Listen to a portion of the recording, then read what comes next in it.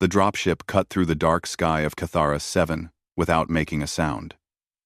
Inside the metal belly of the craft, 6 figures sat in perfect stillness. They wore black armor that seemed to drink in what little light existed in the cargo bay. Their faces were calm, but their eyes were sharp and alert. Taeyang Kim checked his rifle for the 3rd time. He was the team leader, and everyone looked to him when things got difficult. He had fought on 3 different alien worlds before this one. His hands moved across his weapon with the ease of long practice. Next to him, Junho Park sat with his eyes closed. The sniper was always like this before a mission. Quiet. Still, like he was already aiming at targets nobody else could see yet. Minho Choi tapped at a small screen on his wrist. He was responsible for keeping everyone connected during the mission. His equipment hummed softly as it processed data from a dozen different sources. Across from him, Yuna Lee was inspecting small blocks of explosive material. Her fingers moved quickly, checking detonators and timers. She had the kind of focus that made people nervous to interrupt her. Hana Song was running through medical supplies in her pack. She was their medic, but she could fight as well as any of them. Better than most, if you asked the people who had seen her work. At the end of the row, Daehyun Kang sat with a massive weapon across his lap. The heavy gun looked like it could punch holes through concrete walls. Knowing Daehyun's weapon, it probably could. The pilot's voice crackled through their helmets. 2 minutes to drop zone. Weather is clear. No enemy contacts detected. Taeyang stood up and the others followed. They moved to the drop door like they had done this 1,000 times before. Because they had. The door opened, and cold wind rushed into the bay. Below them, an alien jungle stretched out in every direction. The planet's strange twilight made everything look blue and purple. 2 suns were setting on opposite horizons, painting the sky in colors Earth never saw. Remember the mission, Taeyang said over the team channel. The Vrex have a command node 3 kilometers north. It's jamming our defensive network. We go in, we destroy it, we leave. Simple and clean. Nothing is ever simple, Yuna said, but she was smiling. That's why they send us, Daehyun replied. The jump light turned green. One by one, they stepped into empty air. The planet's lower gravity made the fall feel strange, like dropping through water. Their suits deployed small wings that let them glide toward the landing zone. Junho landed first, his rifle already scanning the tree line. The others came down around him in a loose circle. The jungle was thick with plants that looked almost like Earth vegetation, but wrong in small ways. The trees had too many branches. The leaves were the wrong shape. Everything smelled like copper and wet stone. Taeyang made a hand signal, and the team moved forward in a smooth pattern. They had trained together for 2 years. Each person knew where the others would be without looking. Minho walked in the center of the formation, his equipment painting tactical data inside everyone's helmet display. Green arrows showed the path forward. Yellow markers indicated possible enemy positions. Red meant confirmed hostiles. Right now, everything was green or yellow. That was good. They moved through the jungle like ghosts. Their armor adapted to the environment, shifting colors to match the blue and purple shadows. Junho took point, his sniper rifle leading the way. His eyes caught movement before his equipment did. That was why he was the best. Behind him, Hana and Yuna covered the flanks. Daehyun brought up the rear, his heavy weapon ready for anything that might follow them. The first hour passed without incident. They covered 2 kilometers through difficult terrain without seeing any enemies. The Vrex were supposed to have patrols in this area, but the jungle was empty. That made Taeyang nervous. Empty battlefields usually meant someone was planning something. Minho, you getting anything on sensors? He asked quietly. Negative. Air is clean. No electronic signatures except ours. No heat sources bigger than local wildlife. Room. Arms 9. Local wildlife. Too quiet, Junho said from the front. The sniper had stopped at the edge of a small clearing. Taeyang moved up beside him. The clearing was maybe 50 meters across. On the far side, the jungle continued toward their target. Everything looked normal. Everything felt wrong. "What are you thinking?" Taeyang asked. Junho pointed at the trees around the clearing. "Birds. Or whatever they have here. They should be making noise." But listen. Taeyang listened. The jungle was completely silent. No animal sounds. No wind in the leaves. Nothing. "Could be they sense us," Yuna suggested. "Could be," Junho said. Taeyang made a decision. "We go around. Add 10 minutes to our route, but better than walking into whatever this is." The team shifted direction, moving along the edge of the clearing. That was when everything went wrong. One moment, Taeyang's helmet display was showing him terrain maps and team positions. The next moment, everything went black. His radio hissed with static, then died completely. The tactical display vanished. The night vision in his helmet flickered and failed. "Minho, what just happened?" Taeyang started to say, but his radio was dead. He couldn't hear responses from anyone. He pulled off his helmet and immediately regretted it. The alien twilight made it hard to see more than 20 meters in any direction. He could see Minho nearby, frantically working on his equipment. Checking connections. Taeyang moved toward him, then saw movement in the jungle. Not his team. Something else. The Vrex came out of the shadows like nightmares.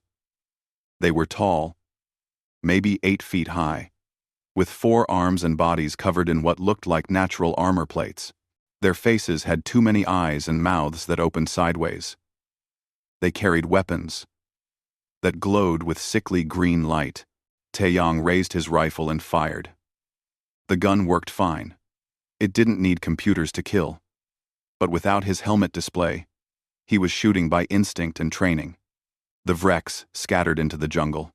He saw Daehyun to his left, the big man's heavy weapon roaring as he laid down covering fire. Then the jungle swallowed them all. Taeyang ran through the thick undergrowth, trying to find his team. He could hear gunfire in multiple directions. He could hear the strange clicking sounds the Vrex made when they communicated. But he couldn't hear his team's voices. Couldn't coordinate. Couldn't tell them what to do. He was alone in the dark on an alien world, and somewhere out there, his team was fighting the same lonely battle. Junho found himself running uphill. His instincts had taken him toward high ground, toward a place where he could see what was happening. The sniper's training was older than electronics, older than radios. Get high, get stable, and make every shot count. Those were the rules that had kept snipers alive for centuries. He reached a rocky ridge and dropped to his stomach. His rifle felt solid and real in his hands. Below him, the jungle was full of muzzle flashes and movement. He could see the battle spreading out across the valley.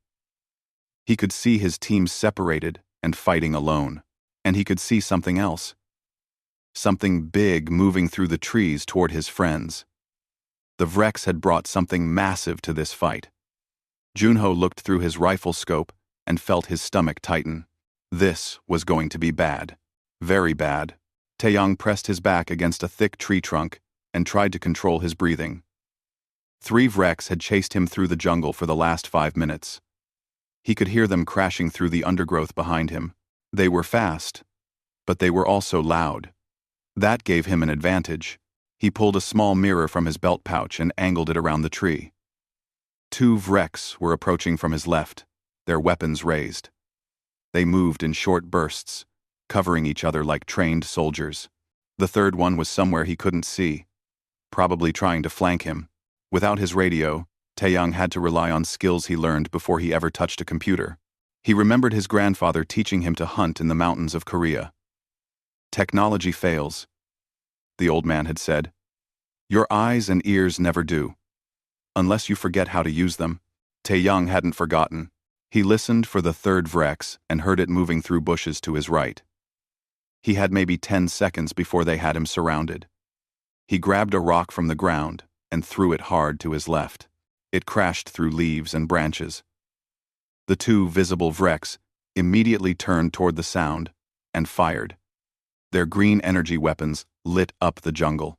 Taeyang rolled right, came up on one knee, and fired 3 quick shots. The first Vreks went down. The second one tried to turn, but Taeyang's next 2 bullets caught it in the chest. The creature's natural armor was tough, but human bullets were designed to penetrate. The third Vreks burst from the bushes behind him. Taeyang spun and fired, but his rifle clicked empty. He dropped it and pulled his knife in one smooth motion. The Vreks swung one of its 4 arms at his head. Taeyang ducked under it and drove his knife up into the creature's throat. The blade found a gap in the armor plating. The Vreks made a gurgling sound and collapsed. Taeyang reloaded his rifle with shaking hands. 3 down. But how many more were out there? He needed to find his team. He looked up at the stars, identifying constellations he had memorized during mission prep. The extraction point was northeast. He started moving, staying low and quiet. Across the valley, Minho was having a very bad night. He sat behind a fallen log, with his equipment spread out in front of him. Every piece of communications gear he owned was dead, fried. The jamming pulse that hit them had been strong enough to burn out circuits. "Come on," he muttered, trying to rewire a radio with parts from his backup systems.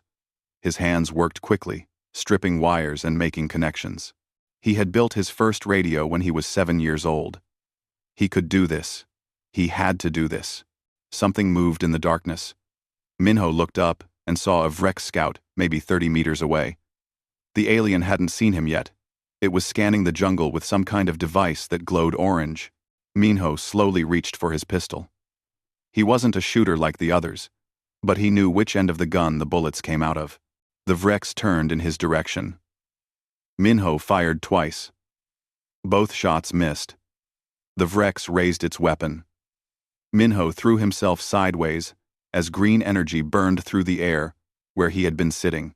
He landed hard, rolled, and came up firing. The third shot hit. The fourth shot hit.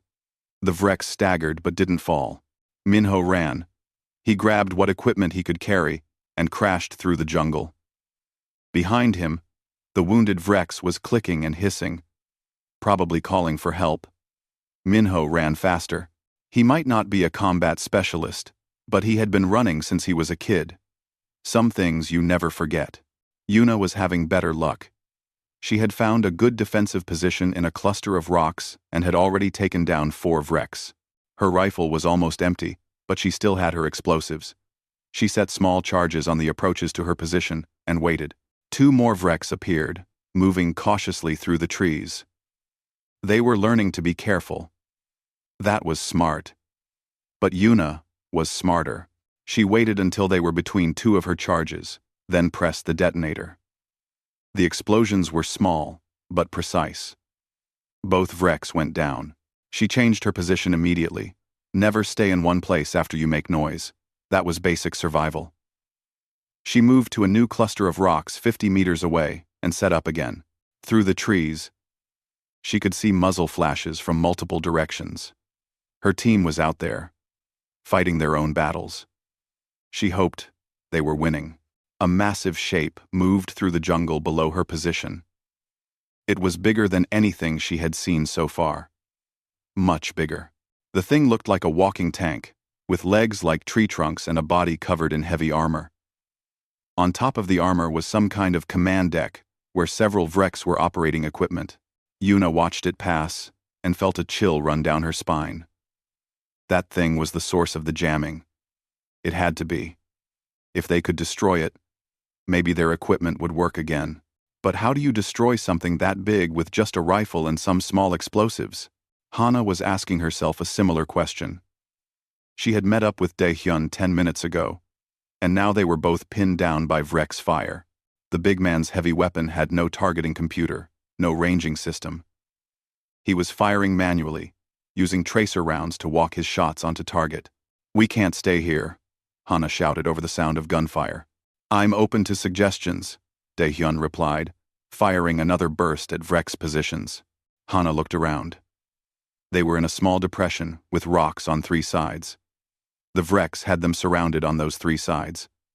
The only open direction led deeper into the valley, away from the extraction point, away from where they needed to go. "We go forward," Hana said. "Push through them."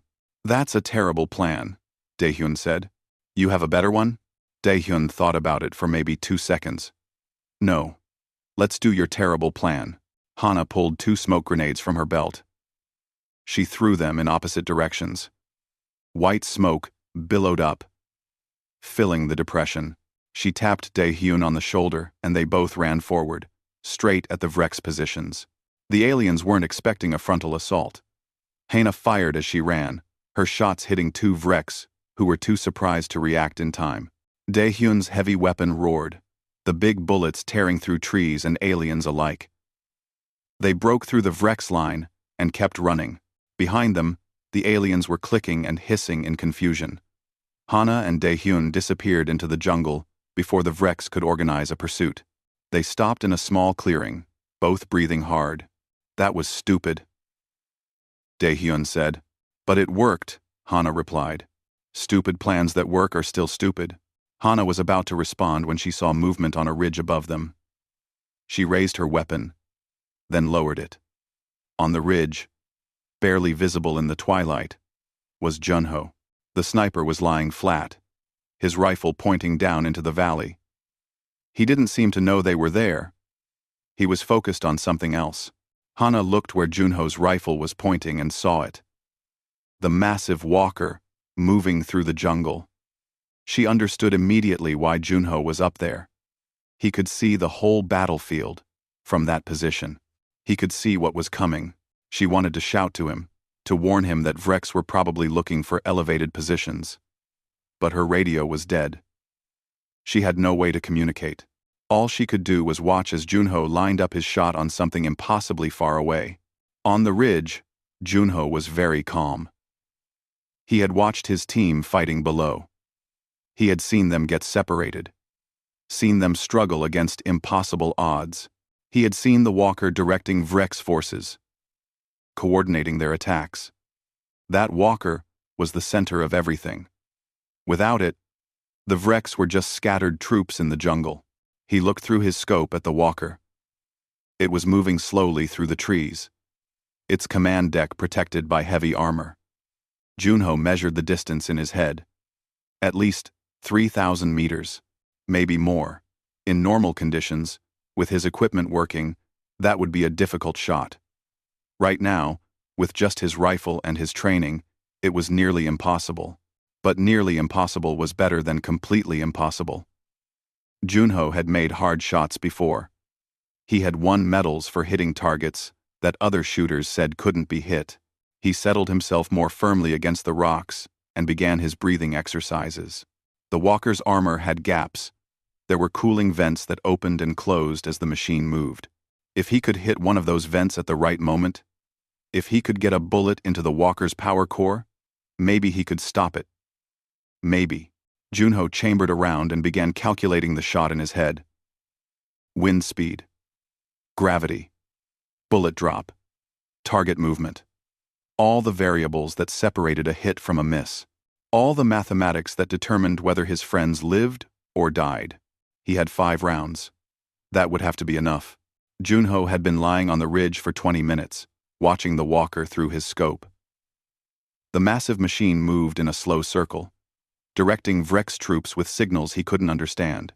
Every 90 seconds, like clockwork, a cooling vent on the command deck would slide open for exactly 4 seconds, then close again. 4 seconds. That was his window. 4 seconds to hit a target the size of a dinner plate from over 3 kilometers away, through jungle canopy, accounting for wind and gravity that weren't quite like Earth's. 4 seconds to save his team.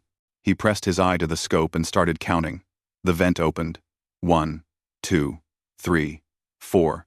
Closed. Junho adjusted his position slightly. His body needed to be perfectly aligned with the rifle. Any tension, any awkward angle, would throw off the shot by inches. At this distance, inches meant missing by meters. Below in the valley, he could see Taeyong's group pinned down behind a rock formation. Maybe 20 Vreks were advancing on their position. Taeyang had maybe 5 minutes before they were overrun. Junho needed to work faster. He watched the walker again, timing the cycle. Open.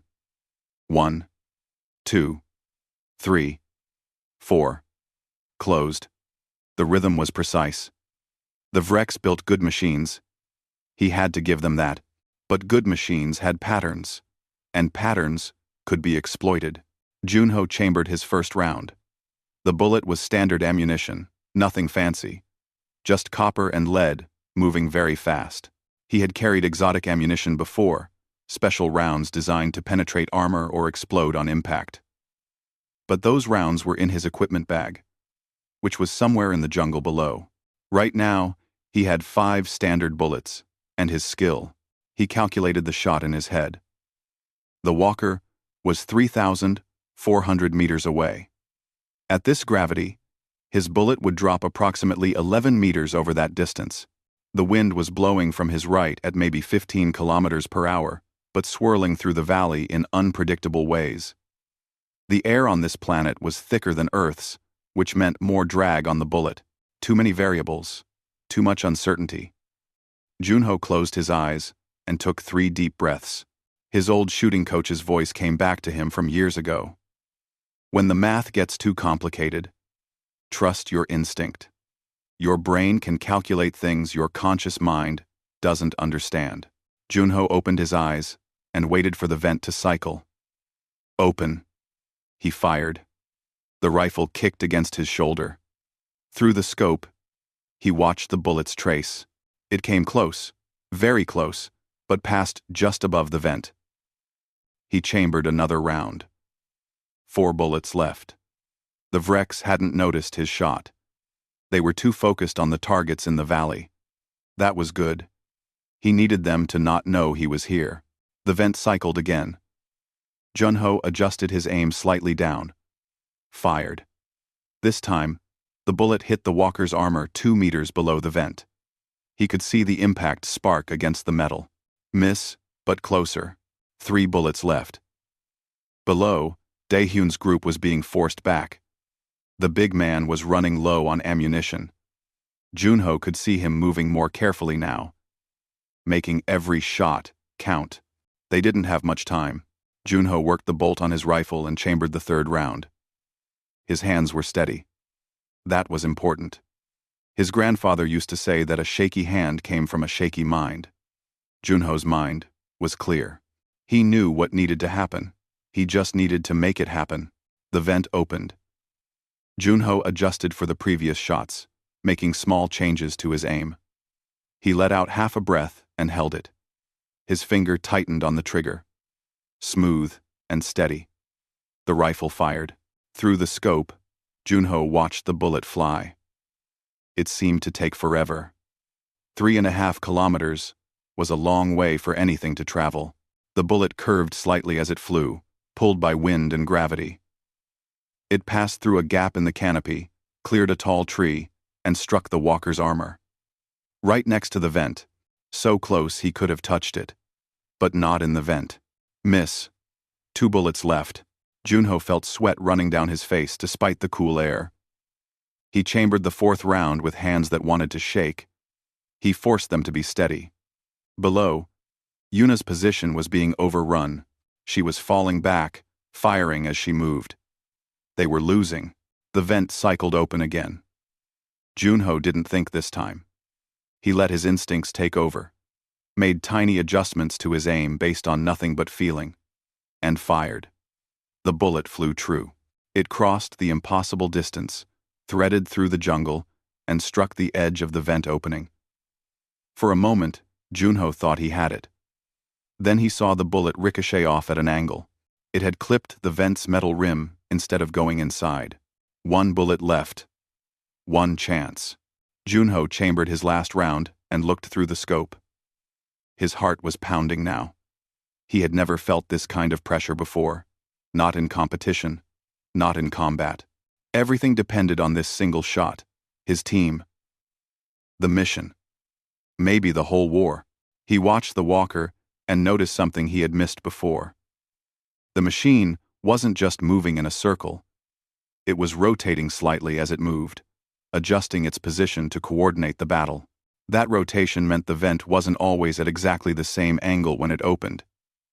Sometimes, it faced more toward him. Sometimes, less. Junho watched through 3 complete cycles, studying the rotation. He began to see the pattern. The walker turned clockwise, about 2 degrees per cycle, which meant if he timed it right, on the next cycle the vent would be facing almost directly at him. The angle would be perfect. He settled himself against the rocks one final time. He controlled his breathing, slowing his heart rate.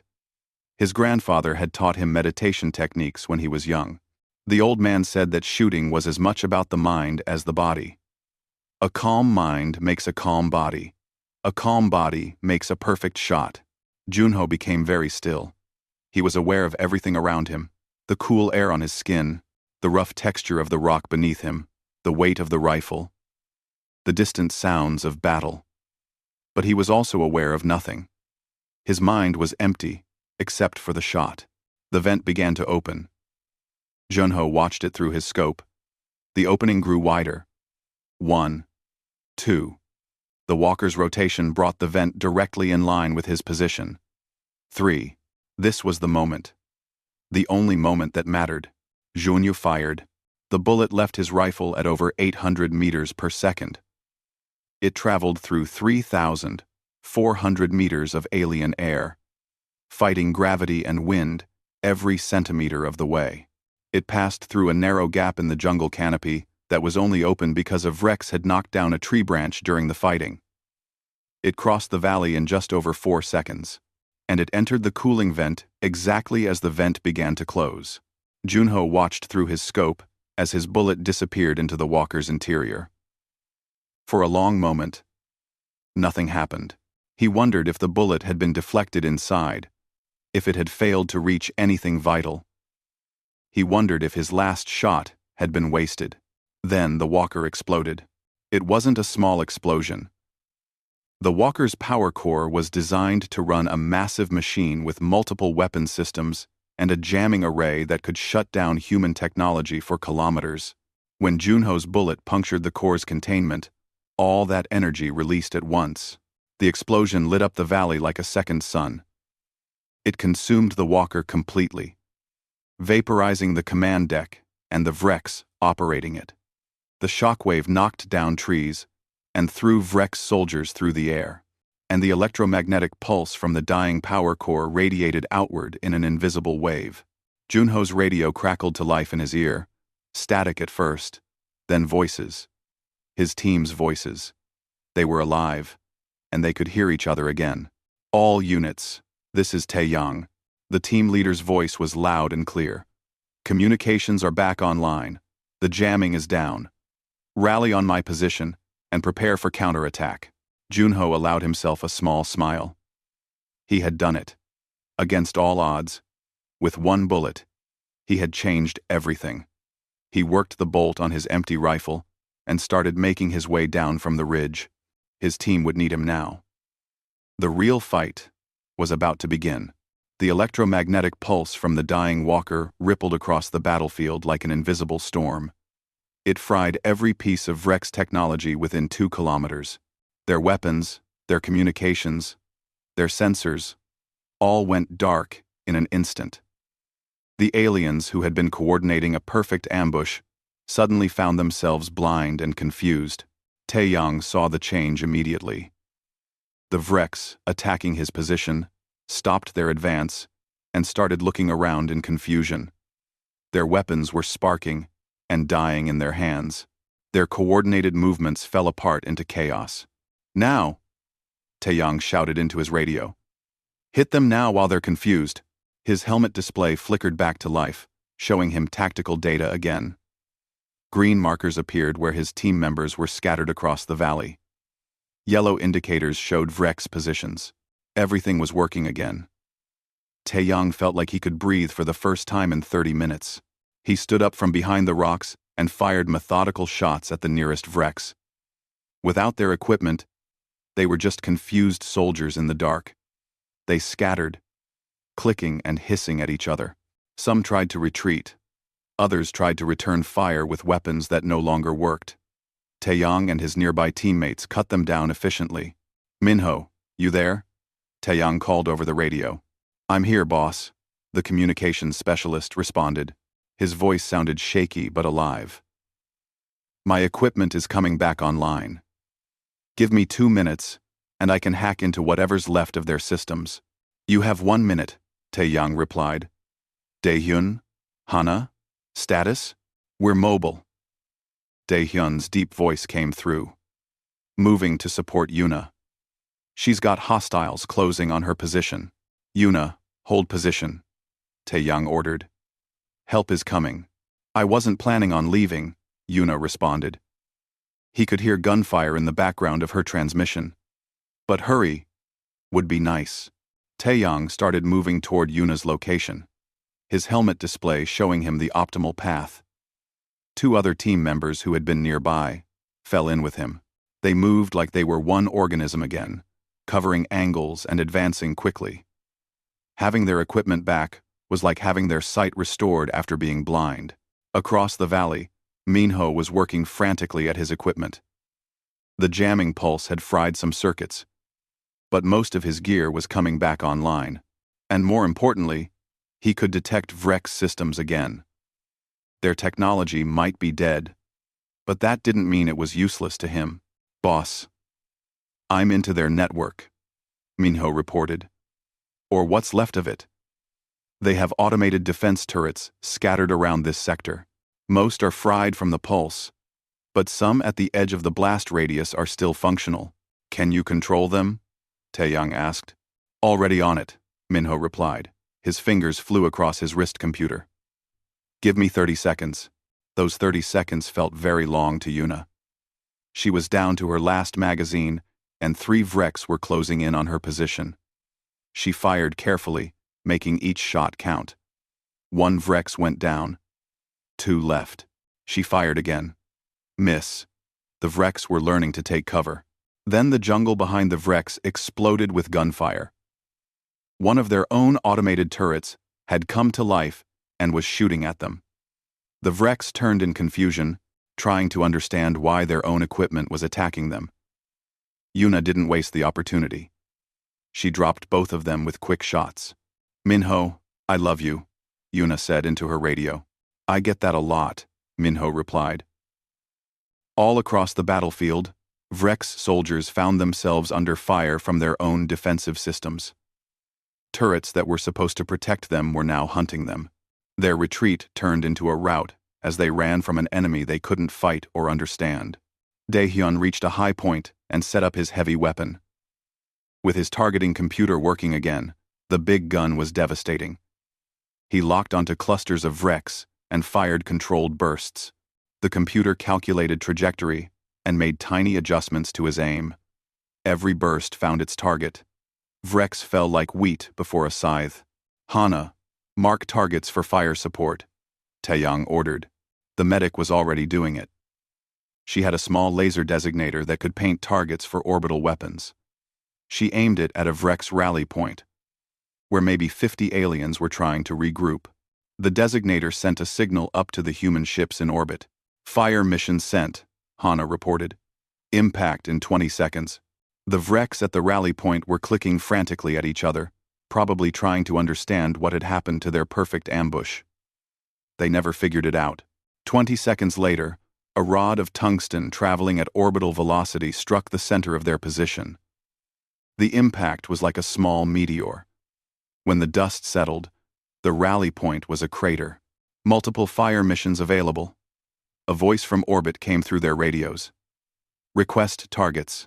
Yuna was already sending coordinates. She highlighted every Vrex position she could see. Hana added more. Taeyang designated a Vrex supply dump he had spotted earlier. The orbital bombardment began in earnest. Pillars of fire fell from the sky, each one erasing a piece of the Vrex force. The aliens who weren't killed by the bombardment fled into the jungle. They were completely broken. Their technology was dead. Their command structure was destroyed. Their coordinated attack had turned into a desperate escape. The humans hunted them efficiently, moving in teams, using their restored equipment to track every fleeing enemy. Junho reached the valley floor and linked up with Taeyang. The team leader gripped his shoulder hard. "I don't know what you did up there," Taeyang said, "but it saved all our lives." "Just made a shot," Junho replied quietly. "A 3-kilometer shot through jungle at a moving target with no computer assistance," Minho added. He had been reviewing data from Junho's rifle scope, which had recorded everything. "The computers say that shot had a 0.003% chance of success." "The computer doesn't know me," Junho said. They regrouped as a team for the first time since the ambush. Everyone was alive. Everyone was functional. They were battered and low on ammunition, but they were together again. That made all the difference. "Minho, what's the tactical situation?" Taeyang asked. "The Vreks are scattered. Most are fleeing north and east. Orbital assets are tracking them. Ground forces are moving in to secure the area. Our mission is complete. The command node is destroyed. More than complete," Daehyun said, looking at the crater where the walker had been. "We just took out their entire command structure for this sector. Extraction is inbound," Minho continued. 2 dropships, ETA 10 minutes. The team moved to the extraction point, maintaining security but knowing the fight was over. The jungle was quiet again, except for distant explosions, as orbital bombardment continued to hit fleeing Vreks positions. The 2 suns were rising now, painting the sky in brilliant colors. Hana was treating minor wounds as they waited. Nobody was seriously hurt, which was a miracle considering what they had been through. Daehyun was already making jokes about the fight. Yuna was counting her remaining explosives, looking disappointed she hadn't used them all. The dropships arrived right on time, descending through the colorful sky. As the team loaded up, other human forces were landing to secure the area. The battle for this sector was over. The Vreks had lost. On the flight back to base, Taeyang sat next to Junho. The sniper was cleaning his rifle with careful attention. "You know they're going to want to study that shot," Taeyang said. "Figure out how you did it." "They can study all they want," Junho replied. "Won't help them understand." "Why not?" Junho looked up from his rifle. "Because it wasn't about math or computers. It was about knowing what needed to happen and making it happen. That's not something you can program." 40, Taeyang nodded slowly. "That's very human of you."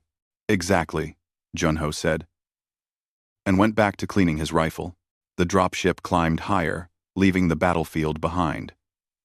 Below them, the jungle was burning where the Vreks had been. Above them, the stars were coming out. And in between, 6 humans who had turned defeat into victory with nothing but skill and determination.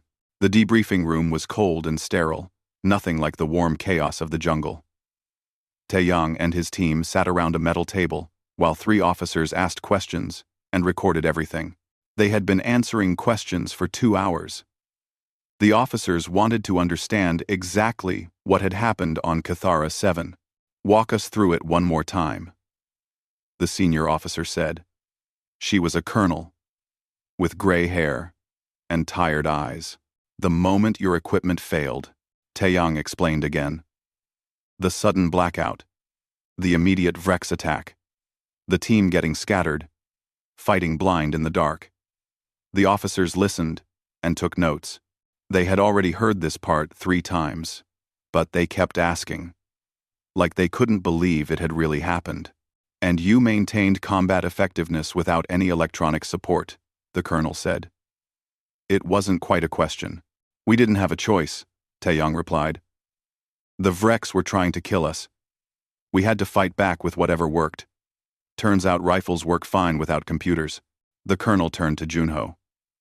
The sniper had been quiet through most of the debriefing, answering questions with short, precise responses. "Specialist Park," the colonel said. "Your rifle's scope computer recorded the shot sequence. We've had our best analysts review it.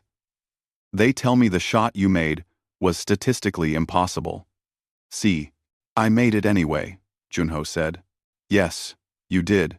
We need to understand how. Junho was quiet for a moment. He seemed to be choosing his words carefully.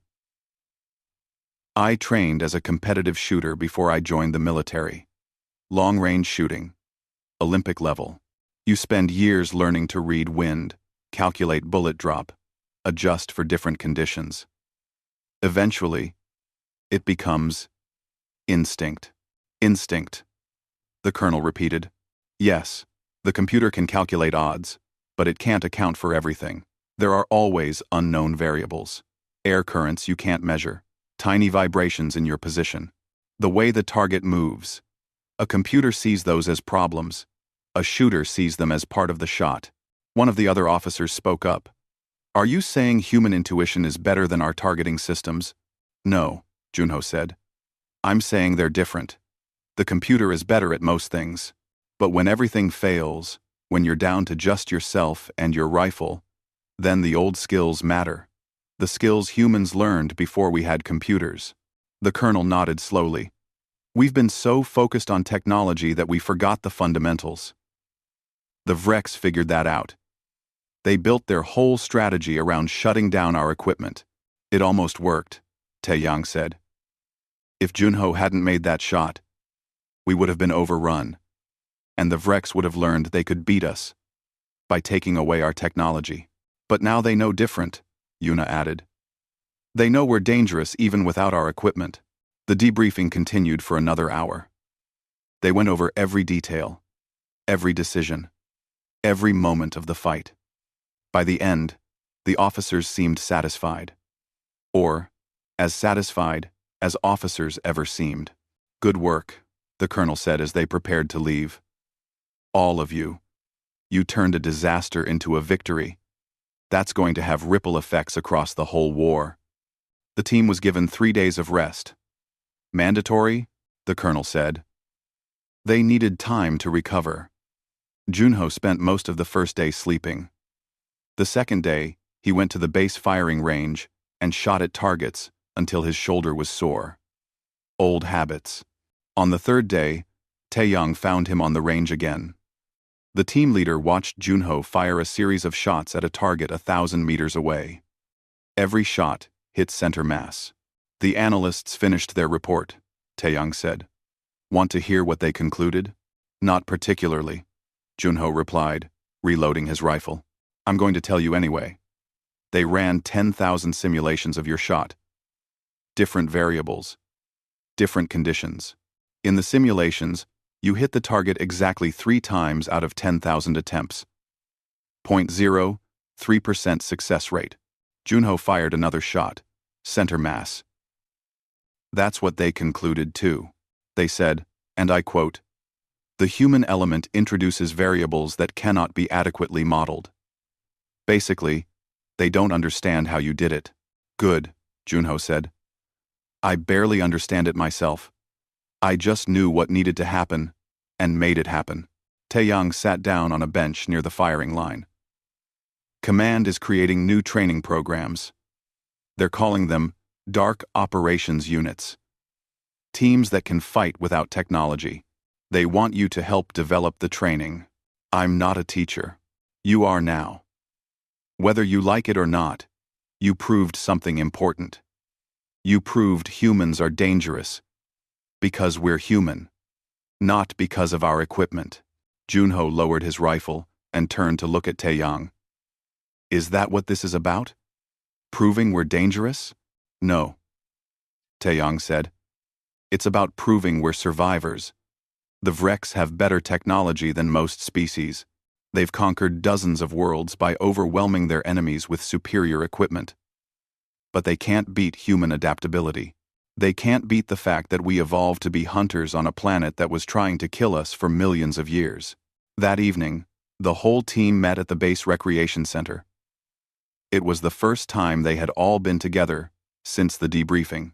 Daehyun had somehow acquired a bottle of Earth whiskey, which was worth more than a month's pay out here on the frontier. They passed it around, each taking a small sip. To Junho, Daehyun said, raising the bottle. The man who saved our lives with one bullet. To all of us, Junho corrected. We all survived, because we all kept fighting. True, Yuna said, but you're the one who turned it around.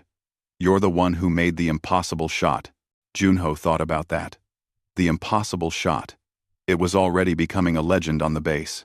People he didn't know were stopping him in hallways to shake his hand. Command wanted to give him a medal. Some journalist wanted to write a story about it. It wasn't impossible, Junho said quietly. It was just very difficult and very necessary. Minho, who had been quiet until now, spoke up. I've been thinking about what happened. The Vreks built their entire strategy around one assumption. They assumed that without our technology, we would be helpless. They assumed we needed computers to fight. Big mistake, Hana said. Exactly. They forgot that humans fought wars for thousands of years before we had computers, before we had radios, before we had anything except rocks and sticks and determination. That's still inside us. That's still who we are. Taeyang nodded. The Vreks see us as a technological species. But we're not. We're a survival species. Technology is just a tool we use. When the tools break, we adapt. The question is, Yuna said, will the Vreks adapt too? Will they learn from this? Maybe, Taeyang replied. But we'll be ready either way. Because now, we remember something we had forgotten. We remember that we're dangerous with or without equipment. The conversation drifted to other topics after that. Stories from previous missions. Plans for when their deployment ended. Normal things that soldiers talk about when they're not fighting. But Junho noticed that the mood had changed. The team carried themselves differently now. They had been through something that tested them in ways they had never been tested before. And they had passed the test. Later, Junho went outside to look at the stars. The base was built on a plateau that gave a clear view of the night sky. Kethera, Seven's 2 moons were rising, painting everything in silver light. Somewhere out there, the Vreks were probably analyzing what had happened, trying to understand how their perfect ambush had failed. Hana found him there, standing alone in the moonlight. Thinking about the shot? She asked. Always thinking about the shot, Junho admitted. Wondering if I could do it again. If I had to. Could you? Junho considered the question seriously. I don't know. Everything came together perfectly that day. The timing, the conditions, the opportunity. Maybe I could never make that shot again in 1,000 years. But you made it when it mattered, Hana said. That's what counts. Is it? Junho looked at her. People are calling it a miracle, calling me a hero. But I was just a man with a rifle, doing what I was trained to do. That's what makes it impressive. You didn't need a miracle. You didn't need special powers or alien technology. You just needed skill and determination. That's very human. They stood in silence for a while, watching the moons rise higher. Finally, Hana spoke again. They're going to tell this story for years. Maybe decades. The SEAL team that fought in the dark and won. The sniper who made the impossible shot. It's going to become a legend. I don't want to be a legend, Junho said. I just want to do my job. Too late, Hana replied with a smile. You're already a legend. Might as well get used to it. She left him there under the stars. Junho stayed a while longer, thinking about everything that had happened. The fear in the jungle, the isolation when the radios died, the calm moment before pulling the trigger, the explosion that changed everything. He thought about what Taeyang had said, about humans being dangerous because of who they were, not what they carried, about adaptation and survival, about the old skills that still mattered even in a war among the stars. Junho looked up at those stars and smiled slightly. The Vreks had tried to beat humanity by taking away their technology. They had learned a hard lesson. You can take away a human's equipment. You can take away their computers and their radios and their targeting systems. But you can't take away millions of years of evolution. You can't take away the instincts and skills that made humans the most successful predators Earth ever produced. The Vrex would remember Cathara 7. They would remember the day they trapped a human SEAL team and thought they had won. They would remember how one sniper, with one rifle, had turned their victory into defeat. And maybe, just maybe, they would think twice before trying it again. Junho turned and walked back toward the barracks. Tomorrow, they would start preparing for the next mission. There would be more fights, more challenges, more moments when everything depended on human skill and determination. He would be ready. They would all be ready, because that's what humans did. They adapted. They survived. They won, no matter what.